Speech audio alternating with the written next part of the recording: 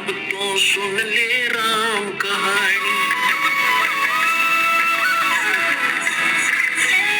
हम विवाह करते हैं बेटे और बेटियों का, कितनी बकवाद कर रखी है, कैर बना रखा है ये हमने अपने आप ही, अपनी बुद्धि से, जीव संज्ञा से।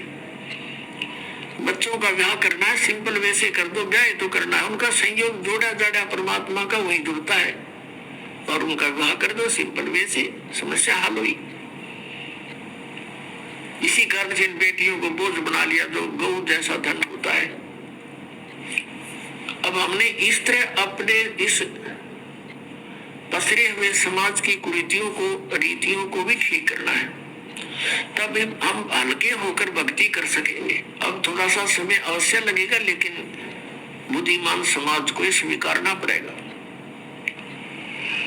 अब जैसे किसी भी कारण से कपड़ों का आदान प्रदान करते हैं लोग, दिखावा है, वो ड्रामा है।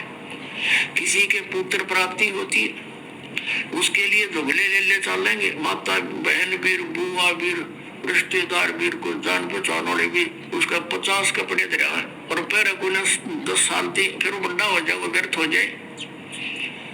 What is use?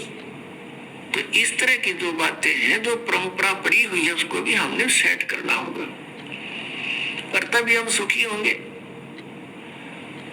कोई त्योहार मनाते हैं, उसके ऊपर बहन को देकर आते 100-200 रुपए का, और किराया ला देते 400 रुपए।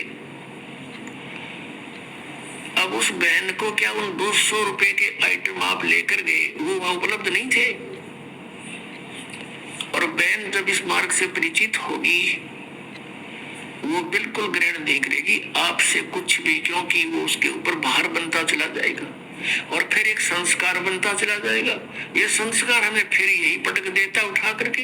अब प्रसंग चल रहा है कि तन धर सुखिया कोई नहीं देखा, और जो देखा सो दुखिया हो। उदय अस्त की बात करे, मन सबका किया विवेका हो। कहते हैं घाटे बाद सब जग दुखिया, क्या गृहस्थी बैरागी हो।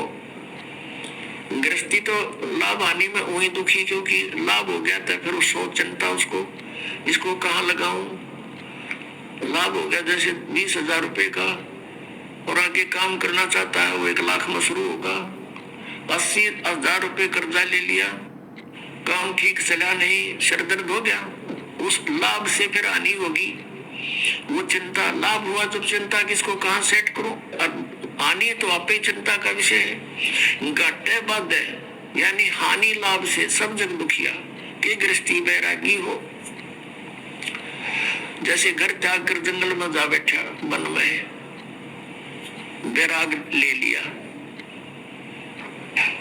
और वहां जाके क्या होगा, जाते ही भूख लगेगी।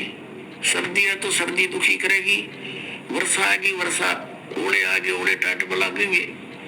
फिर उसके लिए उसने वहां सारा सांग जोड़ना पड़ेगा, कोई झोपड़ी भी डालेगा या कोई गुफा बनाएगा।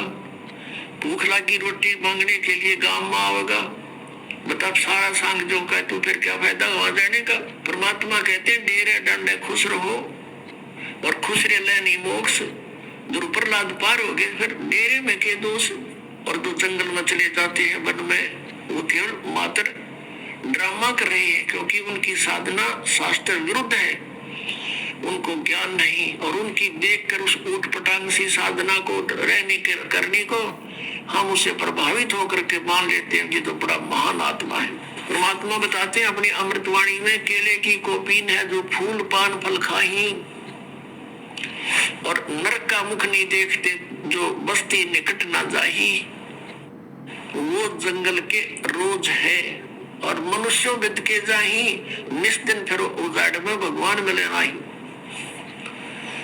एक व्यक्ति बता रहा था कि मैं जो चलागा ऋषि के साइड में, वहां कुछ व्यक्ति बैठे थे, 30-40 वर्ष पहले की बात है, और उनसे मैंने पूछा आप कैसे यहाँ बैठे हो। उन्होंने बताया कि इस जंगल में बहुत बड़ा महात्मा रहता है, नींव वस्त्र रहता है, और केवल केले के पत्तों से अपने गुप्तांग को ढक के रखता है, और वो कभी कभी बाहर को निकलता है, जिसको दर्शन हो जाए उसका बेड़ा पार हो जाता है। हम देख रहे हैं कि शायद आ जावे। तो उनमें से एक कह रहा था कि एक दिन मैं ऐसे ऐसे यहाँ बैठा था, अचानक वो निकल आए और मुझे देखते ही एकदम वापस कर गए और भाग कर बहुत गहरे जंगल में चले गए। दर्शन हो जाते तो बेड़ा पार हो जाता। वो कहता वही फल पत्ते फूल वगैरह खा करके रहता है। इसके विषय में सूक्ष्म वेद के अंदर परमेश्वर ने कहा कबीर सच्चिदानंद घन ब्रह्म की वाणी में कि केले की कोपीन है, यानी लंगोट बना रखा केले के पत्ते का, और फूल पान फल खाही, फूल फल पत्ते खा के गुजारा कर रहे हैं और नरक का मुख नहीं देखते। वो आदमियों के निकट नहीं आता, नरक का मुख नहीं देखते और बस्ती निकट न जाही। वो जंगल के रोज हैं नील गाय, जिसको कहते भटकते फिर धक्के खाते अंडे जंगल में घास फूस खाओ, क्या उनको भगवान मिल जाएगा? वो जंगल के रोज हैं जो मनुष्यों बित के जाई। आदमियों ने देख के बित के डरे, लुक जा के छुप जा जंगल में जा करके। तो जंगली जानवर है, वो महात्मा नहीं है।